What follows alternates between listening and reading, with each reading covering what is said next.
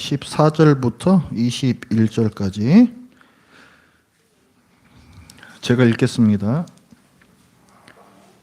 모세가 가데스에서 에돔 왕에게 사신을 보내며 이르되 당신의 형제 이스라엘의 말에 우리가 당한 모든 고난을 당신도 아시거니와 우리 조상들이 애굽으로 내려갔으므로 우리가 애굽에 오래 거주하였더니 애굽인이 우리 조상들과 우리를 학대하였으므로 우리가 여호와께 부르짖었더니 우리 소리를 들으시고 천사를 보내사 우리를 애굽에서 인도하여 내셨나이다.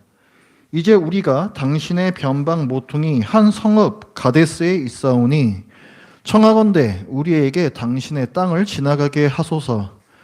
우리가 밭으로나 포도원으로 지나가지 아니하고 우물물도 마시지 아니하고 왕의 큰 길로만 지나가고 당신의 지경에서 나가기까지 왼쪽으로나 오른쪽으로나 치우치지 아니하리이다 한다고 하라 하였더니 에돔 왕이 대답하되 너는 우리 가운데로 지나가지 못하리라. 내가 칼을 들고 나아가 너를 대적할까 하노라. 이스라엘 자손이 이르되 우리가 큰 길로만 지나가겠고 우리나 우리 짐승이 당신의 물을 마시면 그 값을 낼 것이라. 우리가 도보로 지나갈 뿐인즉 아무 일도 없으리다 하나 그는 이르되 너는 지나가지 못하리라 하고 에돔 왕이 많은 백성을 거느리고 나와서 강한 손으로 막으니 에돔 왕이 이같이 이스라엘이 그의 영토로 지나감을 용납하지 아니하므로 이스라엘이 그들에게서 돌이키니라. 아멘. 자, 출애굽한 이스라엘이 하나님께서 약속하신 땅을 정탐하고 와서 그 땅을 악평하고 또 하나님께 불순종하는 죄를 저질렀습니다. 그래서 하나님께서는 그들에게 광야를 40년 동안 돌도로 징벌을 내리셨습니다. 그 40년이 이제 거의 다 끝나가고 있습니다. 14절 말씀을 보면 이스라엘이 가데스라는 지역에 도착했다 했습니다. 이 이스라엘이 이제 가나안 땅을 올라가는데 이 길을 이 시내산 있는 그쪽 광야에서 가나안 땅으로 들어갈 때 가나안 남쪽으로 치고 올라가는 게 아니고 그 가나안 땅이 그러니까 지중해 있고 가나안 땅이 있고 여기 요단강이라는 게 있습니다. 근데 이 요단강의 요쪽으로 요단강의 동편으로 치고 올라와서 이렇게 가나안으로 들어가요. 그래서 이렇게 치고 이제 올라가야 되는데 그러려면 에돔이라는 땅을 지나야 했습니다. 그래서 모세가 에돔 왕에게 사신을 보내서 우리가 그 땅을 당신의 땅을 지나갈 수 있도록 해 주십시오라고 부탁을 합니다. 모세가 말하기를 우리는 결코 당신들에게 아무런 폐도 또 피해도 끼치지 않겠습니다라고 얘기를 해요. 그래서 17절 같은 데서 보면은 우리가 지나가면서 먹을 게 필요하고 음식이 필요하고 물이 필요하면 정당하게 돈을 내고 사 먹겠다. 이렇게 얘기를 합니다. 그러니까 아무런 이제 손해도 너희들에 끼치지 않을 테니 길만 빌려 달라라고 부탁을 한 거죠. 그런데 에돔 왕이 이 부탁을 거절합니다. 너희가 이 땅에 들어오려고 하면 우리가 칼로 치겠다고 위협을 합니다. 이스라엘이 다시 한번 간곡하게 에돔 왕에게 부탁했지만 이 에돔 왕이 뜻을 굽히지 않습니다. 정말 자기가 말했던 것처럼 군대를 이끌고 와서 이스라엘이 못 들어오게 막아섭니다. 우리 집 앞길을 누가 좀 지나가는 게 그리 어려운 일이겠습니까? 그리 어려운 부탁도 아닌데 에돔 왕은 참 아주 매정하게 이 부탁을 거절하고 있습니다. 왜 그랬을까요? 일단 좋지 않은 민족 감정이 한 몫을 했을 거다 생각이 듭니다. 에돔이라는 나라하고 지금 만난 거죠, 이스라엘이. 자, 에돔은 에서의 별명이에요. 자, 그리고 그러니까 에돔이라는 나라는 에서의 후손인 것이고 또 이스라엘은 야곱의 후손입니다. 그런데 에서하고 야곱이 형제간이죠. 원래 둘이 쌍둥이로 태어났는데 동생 야곱이 형 에서의 장자권을 팥죽 한 그릇에 저희가 삽니다. 그리고 또 아버지한테 가서 장자가 받을 복을 사실은 사기를 쳐서 훔쳐요. 그럼 에서와 그의 후손인 이 에돔 입장에서는 어떻습니까? 야곱과 그의 후손들인 이스라엘은 도둑놈들이죠. 에서와 이 에돔 민족은 자기네들이 받을 땅이 없어졌기 때문에 그래서 가나안 땅에 더 이상 있을 이유가 없어졌습니다. 그래서 그들은 가나안 땅을 떠나서 지금 살고 있는 바위가 많고 험난한 이 산악지대에 정착을 하고 살게 되었습니다.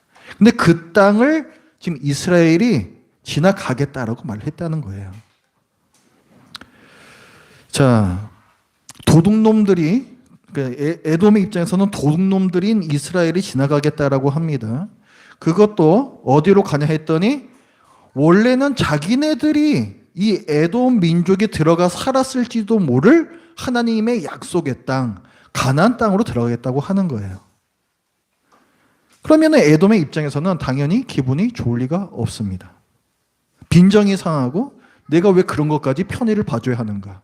충분히 그런 마음이 들겠죠. 그래서 자 14절과 17절에 보면은 이제 모세가 에돔 왕에게 얘기할 때 우리와 당신의 민족은 형제 민족이 아닙니까? 그러니 편의를 봐주십시오. 이렇게 얘기를 하지만 에돔 입장에서는 형제지간에 등쳐먹은 놈들이 무슨 이 길을 지나겠다 그러느냐. 이런 식으로 이제 반응이 나오는 겁니다.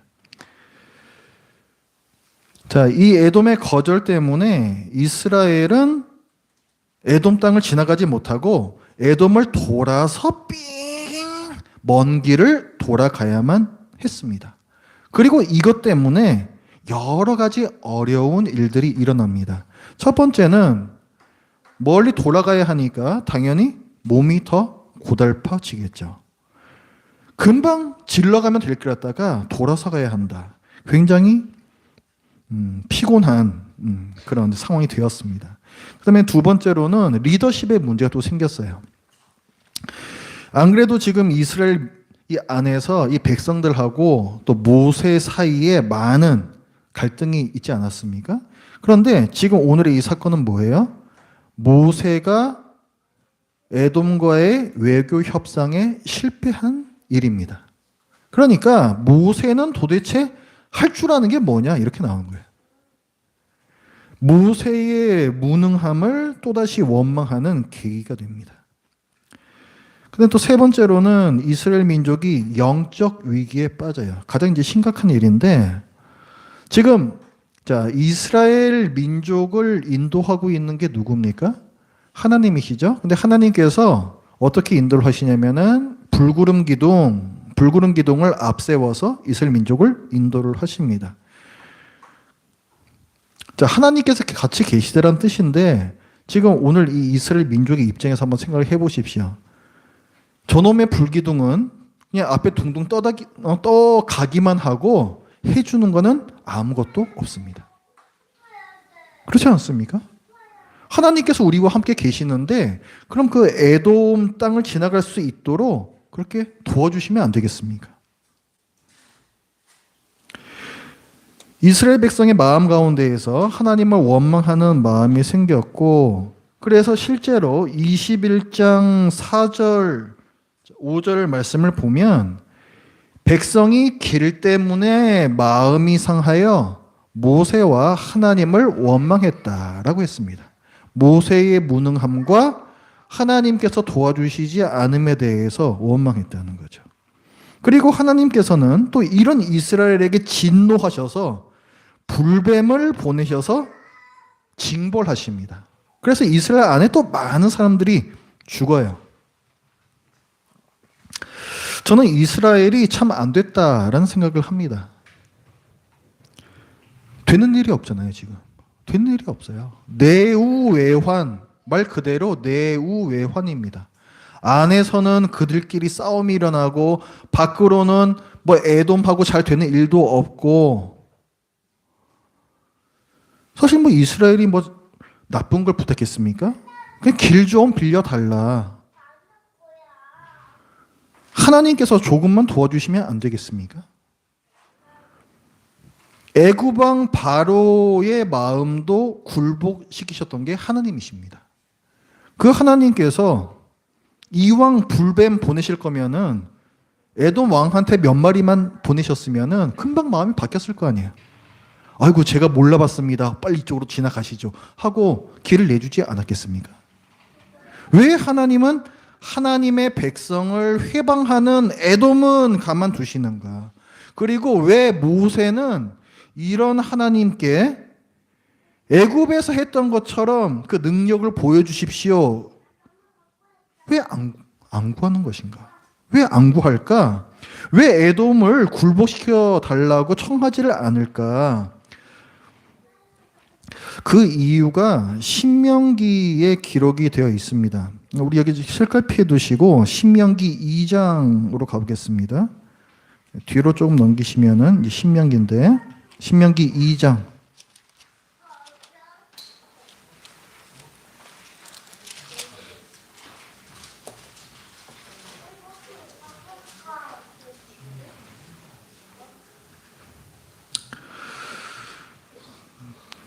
자, 2장 4절부터의 말씀 좀 보겠습니다. 2장 4절. 자, 4절과 5절을 우리 같이 읽어보죠. 시작. 너는 또 백성에게 명령하여 이르기를 너희는 세일에 거주하는 너희 동족 에서의 자손이 사는 지역으로 지날진대 그들이 너희를 두려워하리니 너희는 스스로 깊이 삼가고 그들과 다투지 말라. 그들의 땅은 한 발자국도 너희에게 주지 아니하리니 이는 내가 세일산을 에서에게 기업으로 주었음이라. 아멘. 자, 그 4절 말씀에 보면은 하나님께서 이스라엘에게 명령을 하세요. 그들은 에돔은 너희 형제 민족이니 싸우지 말라 하십니다. 그리고 그 밑에 5절에서는 내가 그 땅을 에서에게 주었다. 그렇기 때문에 너희들이 싸운다고 한들 내가 그 땅을 다시 너희에게 주진 않을 거라는 거예요. 싸워봐야 소용없다는 것입니다. 그러니까 싸우지 말라라고 명령을 하십니다. 자, 왜 하나님께서 에돔을 징벌하지 않으셨는가? 첫 번째 이유는 그들이 이스라엘의 형제 민족이기 때문이다 라는 거예요. 그 다음에 그 4절에서 이제 보면은 그 뒷부분에 이렇게 나와 있습니다. 그들이 에돔이 너희를 두려워하리니 너희는 스스로 깊이 삼가라 이렇게 말씀하세요. 우리가 여호수아서 같은 데를 보면은 이스라엘이 가나안 땅을 이제 들어갈 때 요단강을 가르고 이제 지나가는데 그때에 그 이스라엘이 홍해를 가르고 건너왔고 또 요단강을 가르고 건너왔다라는 이 소문이 가나안 그 주민들에게 다 퍼져서 그들의 간담이 녹았다라는 그런 기록이 있습니다. 그거 뭐냐면은 가나안 지역에 이미 이스라엘에 대한 소문이 다 퍼졌다는 얘기예요. 하나님께서 큰 권능으로 이스라엘을 애굽에서 구원해 내시고 여러 가지 기적을 통해서 그들을 가나안 땅까지 인도하셨다라는 소문이 퍼졌다는 것입니다.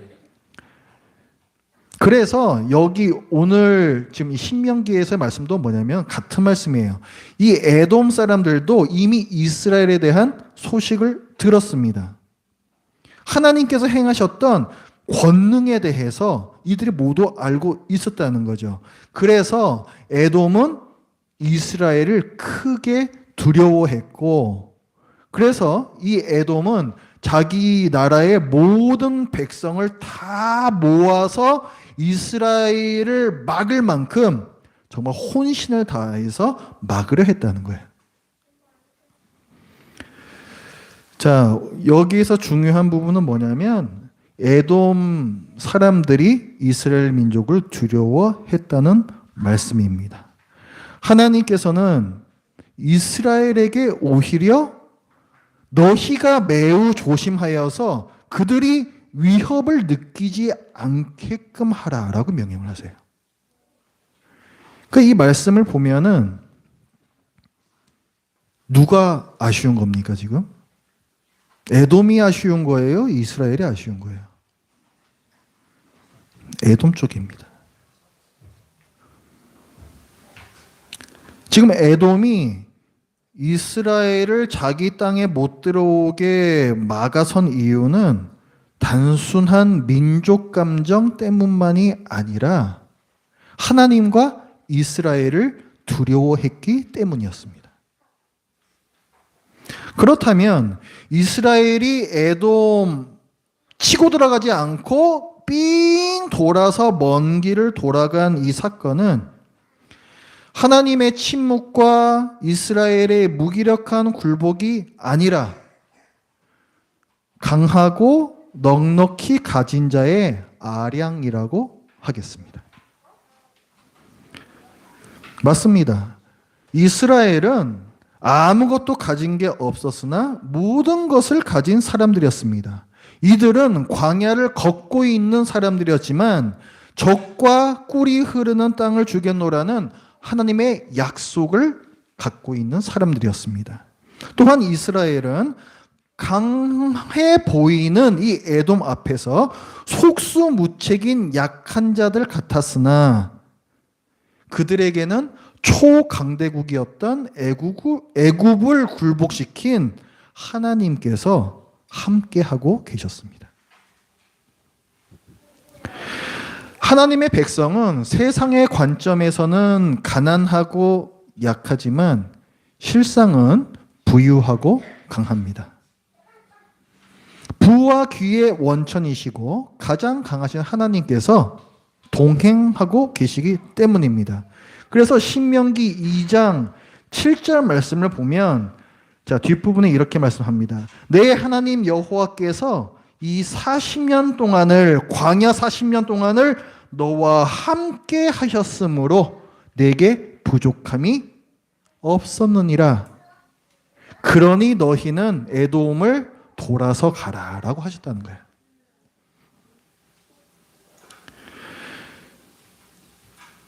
광야는 아무것도 없는 곳이지만 때에 맞게 필요한 것을 주시는 하나님께서 함께 계신다면 부족한 것 없는 곳이 됩니다.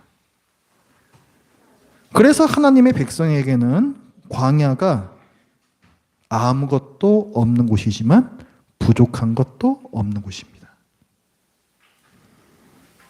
하나님께서는 이스라엘에게 너희는 이런 복을 누리고 있으니 이 세상 기준에서 강해 보이는 사람들을, 이 에돔 사람들을 불쌍히 여기라 명령하셨습니다.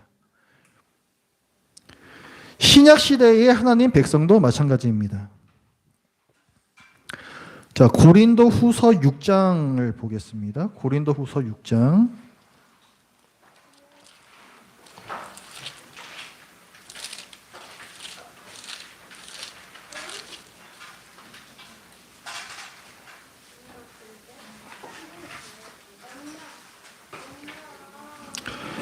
고린도 후서는 사도 바울 전도팀이 전도 여행을 하면서 세운 고린도 교회에 또 바울 사도가 보낸 편지입니다.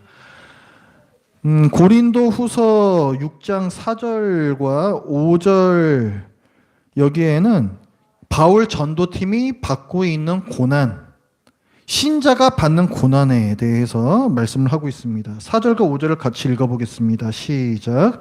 오직 모든 일에 하나님의 일꾼으로 자천하여 많이 견디는 것과 환난과 궁핍과 고난과 매맞음과 갇힘과 난동과 수고로움과 자지 못함과 먹지 못함 가운데서도 이게 바울 전도팀이 겪었던 일이고 또 신자가 겪는 힘든 광야의 삶입니다. 자, 신자들은 이런 삶을 산다라고 보입니다. 광야길을 걷고 있다는 거죠. 그래서 그들이 세상에 어떻게 보이는가, 또한 그러나 실상은 신자들은 어떤 자인가에 대해서 사도 바울이 또 얘기를 합니다. 6장 8절, 자, 중간에서부터 제가 읽겠습니다. 자, 우리는 여기서부터 읽을 거예요. 우리는 신자들은 속이는 자 같으나 참되고 무명한 자, 이름 없는 자 같으나 유명한 자요.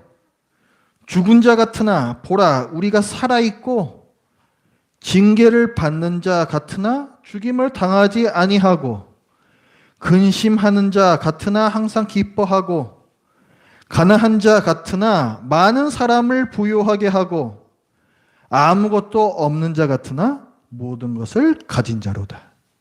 아멘. 세상에서 볼 때의 신자와 신자의 실체에 대해서 말씀하고 있는 거예요. 지금 이 말씀하는 부분이 광야를 걷고 있는 이스라엘 백성과 아주 잘 맞아떨어집니다. 신약의 교회는 광야를 걷고 있는 이스라엘이에요. 구약 시대나 신약 시대나 다를 바가 없습니다. 고린도가 어떤 곳인가? 고린도 무역의 중심지입니다. 바다가 양쪽에 있어요. 그래서 아주 무역이 활성화되어 있고 그래서 매우 부유한 도시였습니다. 이렇게 잘 사는 고린도 사람들이 보기에 바울 전도팀은 참 별 볼 일 없는 사람들이었지만 사실은 모든 것을 가진 자들이었다라고 사도 바울은 얘기를 하고 있습니다. 그래서 바울 전도팀이 오히려 고린도 사람들에 대해서 긍휼한 마음을 가지고 더 넓은 마음을 가지고 그 사람들에게 복음을 전했다라고 기록을 하고 있어요. 11절 말씀 보시죠. 11절 고린도인들이여 너희를 향하여 우리의 입이 열리고 우리의 마음이 넓어졌으니 마음이 넓어졌다는 것은 더 강한 자가 가지는 여유입니다. 지금 고린도 사람들이 볼 때는 참 저것들을 한심하다 보고 있었지만은 사실은 그렇지 않았던 거예요. 오히려 이 신자들이 믿지 않는 사람들을 보면서 긍휼의 마음을 품고 넓은 마음으로 그들에게 복음을 전했다라고 말씀하고 있습니다. 도대체 이 바울 전도팀이 가졌던 것은 무엇일까요? 6절과 7절에 나와 있습니다. 깨끗함과 지식과 오래 참음과 자비함과 성령의 감화와 거짓이 없는 사랑과 진리의 말씀과 하나님의 능력으로 의의 무기를 좌우에 가졌다 했습니다. 이게 신자들이 갖고 있는 세상 사람들이 보지 못하는 것들입니다. 이게 있었기 때문에 바울 전도팀은 고린도 사람들에 대해서 오히려 강자의 여유를 가지고 복음을 전할 수 있었다는 거예요. 7절에서 읽었던 이런 것들이 바로 신자들이 가진 아무것도 아닌 것 같으나 모든 것입니다. 며칠 전에 어떤 분이 저한테 주위에 신앙을 나눌 사람이 없어서 외롭다라는 말씀을 하셨습니다. 이 얘기는 주위 사람들과 완전히 섞일 수 없는 외로움이고 또 주위 사람들에게 이해받지 못하여 외롭다는 얘기고 뭔가 이 세상에서 처지는 것 같아서 불안하다는 얘기고 내가 과연 잘 살고 있는 걸까라는 신앙의 회의라 하겠습니다. 우리 모두가 종종 느끼는 바가 아니겠습니까? 그래서 제가 앞으로 평생 그럴 거라고 말씀드렸습니다. 우리가 민수기에서 보았고 또 고린도 후서에서 보았듯이 하나님께 순종하며 사는 신자는 누구나 세상 사람들에게 이해받지 못하고 외롭고 고달픕니다. 하나님의 말씀을 따라서 하나님과 동행하며 사는 신자는 비신자들과 같은 세상에서 살지만 서로 다른 가치를 쫓아가기 때문에 비신자들과 공유하고 공감할 수 있는 것들에 늘 한계가 있을 수밖에 없습니다. 당연한 거예요. 오늘 이스라엘도 어떤 사람들을 만났습니까? 에돔을 만났습니다. 에돔 정도면은 우리의 어려운 사정, 내 어려운 사정 알아주지 않을까, 말이 통하지 않을까 헛된 기대를 해보았지만 비신자는 신자를 결코 이해하지 못하고 그 반대도 마찬가지입니다. 이 세상을 살아가는 신자는 외롭습니다. 그러나 그 외로움을 극복할 수 있는 이유는 교회의 머리이신 우리 주님께서 광야길보다 훨씬 더 외롭고 험한 십자가의 길을 걸어가셨고 바로 그 주님께서 이 광야길을 우리와 함께 걸어가고 계시기 때문입니다. 이 광야는 우리에게는 처음 걷는 낯선 길이지만 우리의 신앙의 선배들이 모두 통과했던 길이고 지금은 교회 공동체가 어깨동무하고 함께 걷고 있는 길입니다. 그렇기 때문에 신자는 외롭지 않은 거예요. 만약 여러분이 신앙 때문에 세상 사람들로부터 이해받지 못하는 외로움을 느낀다면 그것은 광야의 이스라엘처럼 또 바울 전도팀처럼 전혀 이상할 것이 없는 매우 당연한 모습이니 아무것도 없는 자 같으나 모든 것을 가진 자로서 여유와 자긍심과 또 긍휼의 마음을 가지시길 바랍니다. 하나님께서 이 광야길을 이스라엘을 더 둘러가게 하신 데에는 많은 이유들이 있어요. 오늘 설교에서 말씀드리지 않은 다른 이유들도 많이 있습니다. 하나님께서는 에돔에게도 땅을 주시는 하나님이라는 사실, 하나님이 단지 이스라엘만의 하나님만이 아니요 에돔의 하나님이기도 하시고 애굽의 하나님이기도 하시고 또 가나안 땅의 하나님이기도 하시는 그 사실, 하나님의 주권과 하나님의 능력과 하나님의 섭리와 하나님의 왕되심, 이런 모든 것들을 이스라엘에게 가르쳐 주셨습니다. 우리가 이 광야길을 걸을 때 그 길이 녹록하지 않은 이유는 그 가운데에서 하나님께서 우리에게 가르쳐 주시는 바가 있기 때문이에요. 불평하는 자들은 절대로 그것을 배우지 못합니다. 우리는 이 광야길을 걸어가면서 하나님께서 내게 지금 이 순간에 알려주고자 하시는 바가 무엇인가, 이 말씀을 통해서 우리는 계속해서 그것을 깨달으려고 기도하며 노력을 해야 돼요.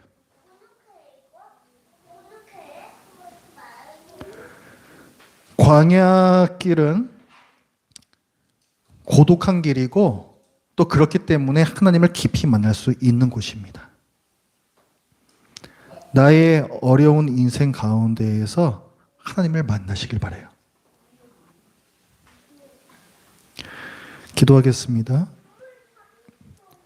하나님 아버지, 오늘 이 민수기 말씀을 통하여서